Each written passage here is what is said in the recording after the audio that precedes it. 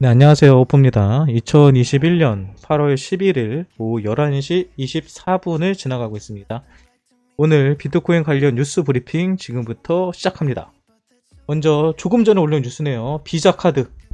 비자카드가 디지털 자산 사업자와 제휴 중인데 몇 개, 50여 개 디지털 자산. 그러니까 이 얘기가 무슨 얘기냐면요. 실제 결제가 가능하게끔 서비스를 하고 있다는 거죠. 비자카드를 결제를 할 때 현금이 아니라 코인을 가지고 있어도 결제가 되게끔 이렇게 하고 있다는 겁니다. 한두 개가 아니고 50개가 넘는 디지털 자산들과 진행을 하고 있다는 겁니다. 우리 실생활에서 비트코인이 사용되고 있다는, 그리고 사용될 수 있다는 것을 우리에게 다시 보여주는 거죠. 상당히 좋은 뉴스인 것 같아요.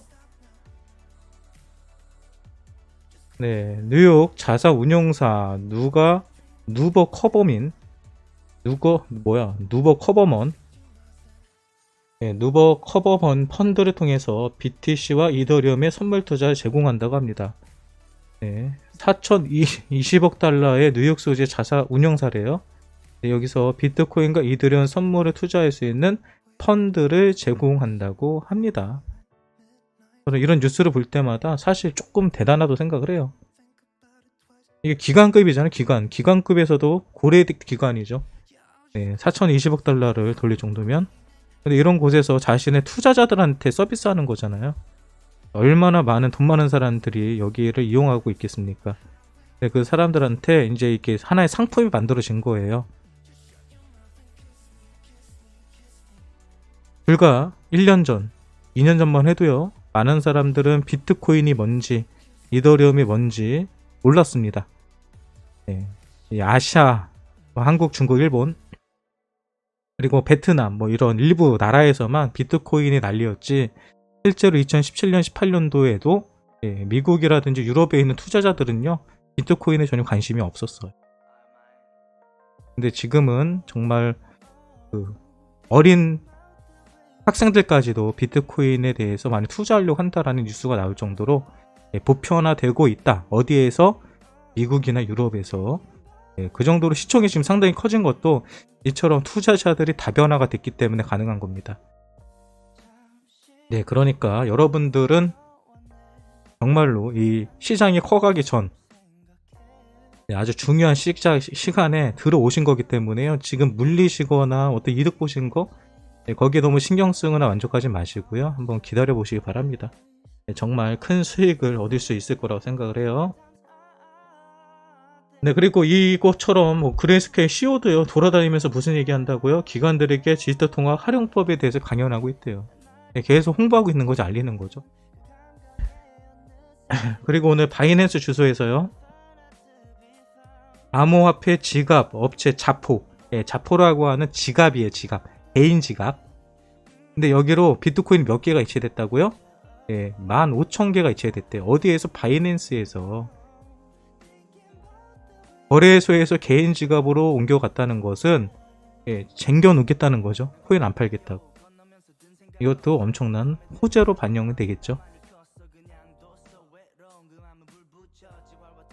네, 크레토 퀀트 CEO가 주기영이라는 사람인데요. 이 주기영이라는 사람 한국 사람이에요. 포항공대 나온 걸로 알고 있는데, 아무튼 이 친구가 뭐라고 했냐면 이더리움이 급등 후 폭락할 가능성이 있다고 전했다. 나도 얘기 안 되면 올라가면 떨어진다. 얘기하는 거예요. 올라가면 떨어진다. 급등 후 폭락. 급등했으니까 당연히 폭락할 수 있죠.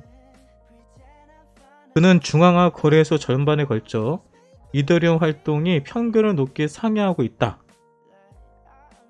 이더리움 활동이 평균을 상회 좋은 거죠. 근데 급등 이후 폭락할 가능성이 높다. 이거 당연한 거고 올라가면 떨어지는 거니까. 그런 얘기 하는 겁니다. 저도 똑같은 얘기 할 수 있어요. 지금 올라가니까 떨어질 수 있다. 조심해라 이런 얘기 하는데 이 친구는 어저께도 그랬죠. BTC 거래소 거래 비율이 90%를 돌파했다. 그래서 하방 압력에 주의한다라고 어저께도 얘기했는데 오늘 올라갔죠. 오늘 올라가니까 오늘 자존심이 많이 상했을 거예요. 그리고 오늘 또 다시 얘기하죠. 아니다 그래도 떨어진다. 저랑 똑같은 거예요. 저도 코인이 떨어질 때 여러분들한테 오늘은 떨어져도 내일은 올라갈 거다 계속 얘기하는 것처럼, 떨어지는 때마다 올라간다 한 것처럼 이 친구는 계속 올라갈 때마다 떨어진다 하고 있는 겁니다. 제가 봤을 때는요 이 이 친구가 결국 그 데이터 가지고 그 분석하는 친구거든요. 근데 코인은요, 데이터 분석으로만 모든 게 결정되지 않는다 라는 것을 좀 알았으면 좋겠네요. 이 친구 코인도 늦게 시작했어요. 2018년 후반인가 시작한 걸로 알고 있어요. 어립니다, 이 친구. 나이 많지도 않아요. 네, 가나 독일 기업가 CBDC 파일럿 진행. 예, 가나에서도요 계속 디지털 화폐입니다. CBDC는요 디지털 화폐 파일럿을 진행하고 있다라고 얘기 나오고요. 네, 분석 EIP1559 도입에 이더리움 채굴자 수익 여전히 높아. EIP1559가 뭐라고요? 이제 우리 방송 보시는 분들이 이게 뭔지 아셔야지. EIP1559가 뭐죠? 네, 이더리움의 가스비가 발생했을 때 그 가스비의 일부를 소각시켜 가지고 이더리움의 유통량을 죽이는 그거를 EIP159라고 합니다. 네, 이거는 이제 여러분들이 기본적으로 알고 계셔야 돼요. 이게 무엇을 의미하는지. 다음 뉴스 봅시다.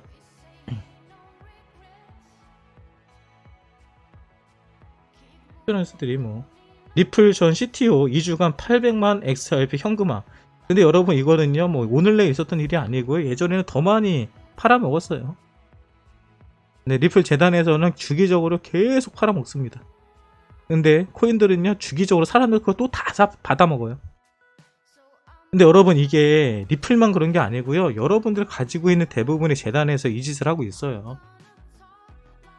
리플은 좀 유명하니까 많은 사람들이 알려지는 거지, 알려지지 않은 재단들에서는요 몰래 다 팔아먹고 있습니다. 그래서 이게 되게 중요한 거예요. 많은 분들이 왜 오프님 오브스에 투자하세요? 근데 저는 이거 오브스 같은 게 이게 깔끔하거든요. 이 부분에 있어서 재단에서 털어먹거나 팔아먹거나 물량을 늘리곤 하는 것들이 되게 투명해요. 그리고 실제로 제가 그거를 노드로 제가 실제로 돌리기 때문에 그런 부분에 있어서 일일이 다 맨날 확인하고 그리고 관리를 하거든요 제가. 그래서 뭐 다른 것들은 제가 뭐 정확한 정보를 알 수 없는데 오버스 코인 같은 경우는 제가 정확한 정보를 알 수 있기 때문에 현재 투자하고 있는 것 뿐입니다. 아무튼 뭐 이런 거 리플 같은 경우는 계속해서 팔아먹고 있다. 그런데도 가격은 1000원이 넘어갔다. 리플이 이번에 1000원이 넘어갔을까요? 그것도 이따 설명드릴게요. 그리고 또 오늘 이제 재밌는 뉴스들이 나왔죠. 드래곤베인하고요 지금 빗썸하고 지금 그 법정 공방을 벌이고 있거든요. 근데 문제가 뭐냐면은 드래곤베인에서는 야 우리는 빗썸에 상장할 때 비트코인 6개나 줬어. 근데 니네들은 6개 받아 처먹은 다음에 왜 우리를 상폐시켜? 이렇게 나온 거예요. 그래서 고소를 한 겁니다. 그러니까 빗썸에서는 뭐라고 하냐면 우리는 상장표를 받은 적이 없어. 니네한테 뭐 달라고 한 적이 없어. 이렇게 얘기를 하는 거예요. 그러니까 앞뒤가 서로 틀리죠.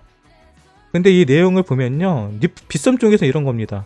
야 우리가 너한테 비트코인 6개 받는 건 맞아. 근데 6개는 우리가 상장피로 받은 게 아니라 야 생각을 해봐라. 니네 거를 상장을 하려고 그러면 프로그램을 다시 업그레이드를 해야 되잖아.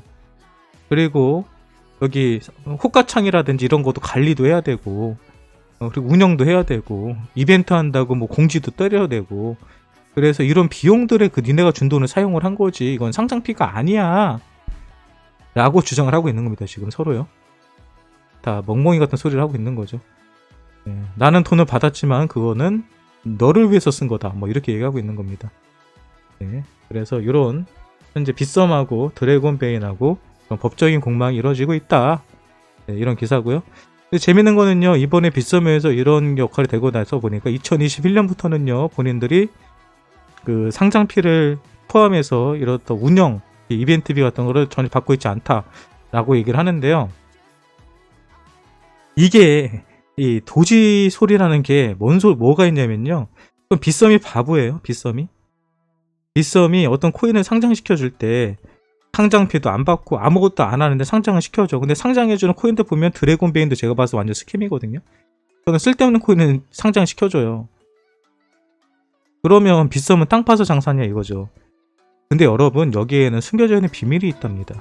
내피셜이에요. 지금부터 말씀드리는 거는 내가 빗썸 사장이야. 내가 빗썸 대표야. 내가 어떤 코인을 상장시킬 수 있는 권한이 있어요. 근데 얘네들이 상장을 시킬 때 어떻게 오냐면요. 상장 그 신청서를 내요. 그럼 상장 신청서를 보면 쭉 봅니다. 그 내용을. 그럼 얘네가 얼마의 물량을 현재 가지고 있는지 그리고 시장에서 이 코인을 얼마에 살 수 있는지가 다 나와 있어요. 예, 그렇다면 저라면 어떻게 하냐면요. 저라면 내피셜 소설 그 코인을요 다른 거래소에서요 싹 사요. 예, 상장피고 뭐 6비트 이런 거 뭐로 받아요? 내가 사 그냥 한 다음에 내가 충분히 샀어. 그러면은 얘기하죠. 야 내일 저거 A코인 상장시켜. 그러면 A코인이 상장되면서 가격이 엄청나게 올라가겠죠. 그리고 빗썸 대표라든지 이런 사람들은 뭐가 걱정이에요. 팔면 되죠. 거기다 대고 미리 사놓고 팔면 되죠. 이 상장피가 중요한 게 아니에요. 제가 봤을 때는 자기네들이 미리 언제 상장할 것인지, 상장을 하면 펌핑을 한다는 거는 지들이 알고 있기 때문에 그에 대해서 아마 지들이 그 재단이랑 상관없이 얼마든지 장난칠 수 있습니다. 그게 선침해예요. 선침해. 근데 비트코인에서는요 선침해가 불법이 아닙니다. 문제는요 이게 주식에서는 선침해가 엄청난 불법이고 철컹철컹하는 법인데 젠데 코인판에서는요 선침해가 죄가 아니랍니다. 그래서 문제가 되는 거예요. 네, 바이낸스 이어서 FTX도 웹사이트에서 한국어 지원 중단. 이게 왜 그런지 어제 말씀드렸죠. 금융위에서 바보 같은 뻘짓을 했어요. 어떤 뻘짓? 야 앞으로 해외 거래소가 한국어 서비스 하면은 그 한국인 대상으로 거래하는 거잖아. 야 그러면 걔네들은 다 세금 내야 돼. 그리고 걔네들은 특검법에 적용돼야 되니까 우리 법안에 맞추라고 해. 이렇게 나온 거예요. 그러니까 바이낸스나 FTX는 어떻게 하는 거? 그래? 야 그럼 우리는 한국어 지원 안 해. 한국 사람들 우리 거 들어오지 마세요 라고 얘기하는 거죠. 그러면은 특검법이랑 연관될 필요가 없는 거잖아요. 근데 저도 재밌는 거는요 코인판에서는요 그 코인을 투자하거나 지갑을 만들 때요 내가 이 사람이 한국 사람인지 미국 사람인지 중국 사람인지를 알 수가 없어요. 그리고 FTX나 바이낸스 거래를 할 때 이 사람의 신원 확보가 안 됩니다. 그러니까 눈 가리고 암호하는 거죠. 그러니까 저렇게 하면 오히려 더 그 세금을 나중에 걷게 되거나 이런 있을 때 더 불투명한 이런 거래가 이루어지거든요. 그래서 저거 같은 거는 분명히 제가 봤을 때 아니야만 못하다 뭐 이런 생각이 듭니다. 다음 뉴스 볼게요. 데이터 분석가가 분석을 해보니까요 BTC 비트코인의 단기 과매수로 전고점 회복이 지연되고 있다라고 합니다. 뭔 소리예요? 과매수면 좋은 건데 그럼 가매수가 아니면 어떻게 고점을 찍습니까? 그러면서 저항선은 5만 달러에서 5.5만 달러래요.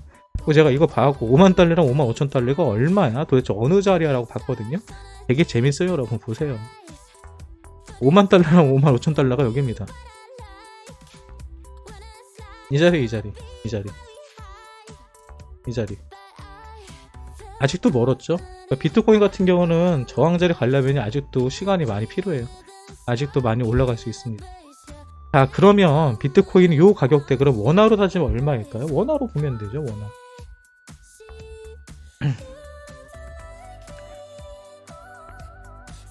원화로 보면 저 가격대가 이 가격 요 가격 6천만원에서 한 6천만원에서 7천만원 사이 6,500 정도? 이 정도 되겠네요. 6천에서 6,500. 해외에서는요 여기까지는 올라가고 여기가 저항자리다 라고 얘기하는 겁니다. 결국 저항자리가 보면 이전에 있던 이 매물대들이 걸렸던 자리들이죠. 비트코인 일단 저도 5,500을 일단 예산을 잡아놨는데요 5,500에서 약간 조정을 받고 목표는 5만 달러인 6천만원까지는 가지 않을까 이렇게 지금의 상황에 있어서는 예상을 해봅니다. 여러분 아직 쫄 필요는 없다는 거예요. 아무튼 그렇게 분석하고 있고요. 다음 뉴스 볼게요. 분석기관 2020년 말때처럼 비트코인이 매집 중이다. 이게 무슨 얘기냐면 잘 들어보세요. 기관들이 2020년 말때처럼 비트코인을 매집하고 있다고 코인텔레그래프가 보도했다. GBTC는요 그레이스케일에서 시작하는 신탁이죠. 암호화폐 상품에 대한 기관의 관심이 회복되는 상황에서 주요 플레이어들이 침체기 내내 뭐 했다고요? 침체기 내내 지금 침체기였죠. 4월달부터 비트코인 보유량은 늘리고 있는 것으로 나타났다. 비트코인의 보유량은 늘리고 있는 거 나타냈대요. 화상상품 거래소의 비트코인 보유량은 5월 폭락 이전 수준으로 떨어졌다. 5월달 폭락하기 전에는 화상상품 거래소의 비트코인 보유량이 적었는데 지금 그 자리까지 떨어졌다는 얘기입니다. 애널리스트 월리엄 클리멘테는 이번 주 빅머니 빅머니가 누구냐? 큰손입니다. 큰손. 큰손들이 뭐하고 있다고요? 이번 주에 매수 중이다. 매수 중이다. 근데 그걸 어떻게 할 수 있냐면요. 5월 19일 이후 만개에서 10만 개 비트코인을 보유한 기업들이 몇 개를 매수했다고요? 무려 26만 9,450개의 비트코인을 매수했다고 합니다. 그리고 이러한 기업들은요, 여기서 나온 이 기업들은요, 4.5억에서 45억 달러 사이의 자본금을 비트코인에 할당하고 있다고 합니다. 여러분들 이런 거는요, 왜 정확한 거냐면요, 비트코인이 좋은 게 비트코인 지갑 주소가 있잖아요. 그럼 그 지갑 주소에서 누가 들어오고 나가는 그 금액이 들어오고 나가는 거를 그 누구라도 볼 수 있는 거예요. 우리가 기업들 같은 경우는 계좌 추적을 하더라도 이 경찰이라든지 검사라든지 이 사람들도 이거를 허락을 받고 나서 계좌를 털어볼 수 있잖아요. 근데 비트코인 같은 경우는 계좌가 100% 여러분도 볼 수 있고 저도 볼 수 있고 누구라도 볼 수 있게끔 다 털려 있어요. 펼쳐져 있는 거죠. 그러니까 이런 것들이 누가 뭐를 어떻게 샀고 누가 뭘 어떻게 팔았는지 누가 어떤 코인을 어디로 옮겼는지가 명확하게 다 나옵니다. 그러니까 이런 것들을 보면요, 이런 거는 믿으셔도 돼요. 그냥. 실제 이동이 되는 거에 대해서요. 그러니까 매수한 것도 그 매수한 건 어떻게 알아요? 걔네들 지갑이 늘어난 걸 보면 알죠. 원래 그 지갑이 몇 개밖에 없었는데 갑자기 몇 개가 늘어났어요. 기존에 있던 비트코인 수량과 이번에 늘어난 비트코인 수량을 빼버리면은 얘네들이 몇 개를 더 매수했는지가 대충 나오는 거죠. 근데 문제는 얘네들 개인 지갑으로 27만 개 정도 되는 물량이 늘어났다는 게 팩트입니다. 대박이죠.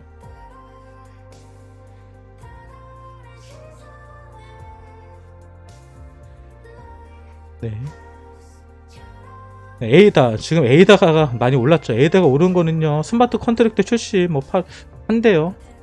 이거 조만간 한다고 합니다. 그래서 가격이 올라간 거예요. 스마트 컨트랙트는 뭐냐면요, 계약하는 겁니다. 계약하는 거. 트랜잭션이 많이 일어나게 되고 이렇게 되면 에이다의 사용도가 상당히 많아지기 때문에 가격적으로 현재 상당히 좋은 상태를 유지하고 있는 것 같아요.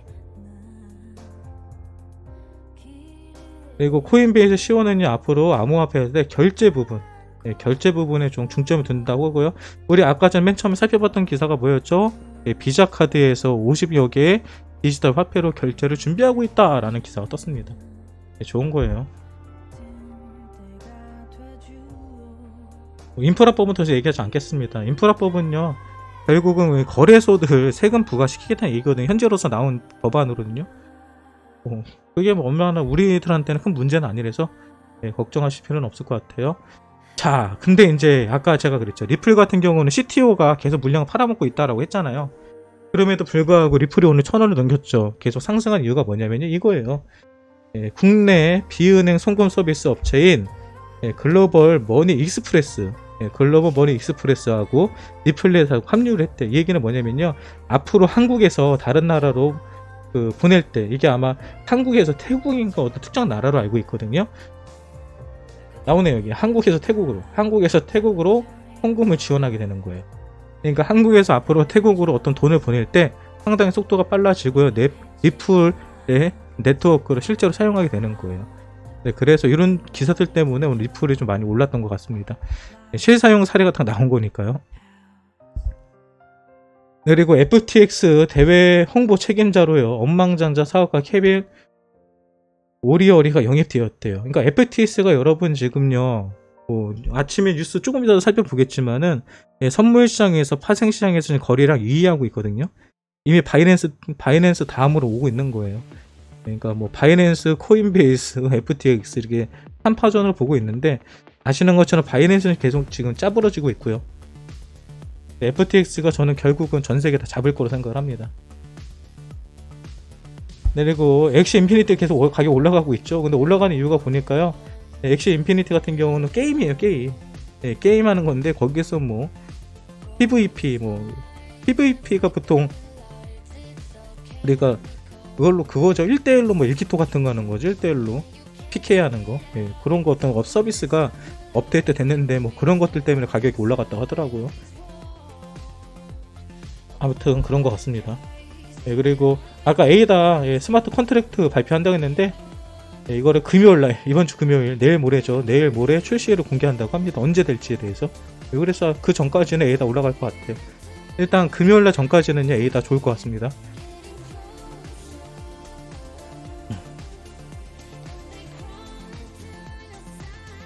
여기 나오네요. 똑같은 뉴스들이 다 중복돼서 나와가지고.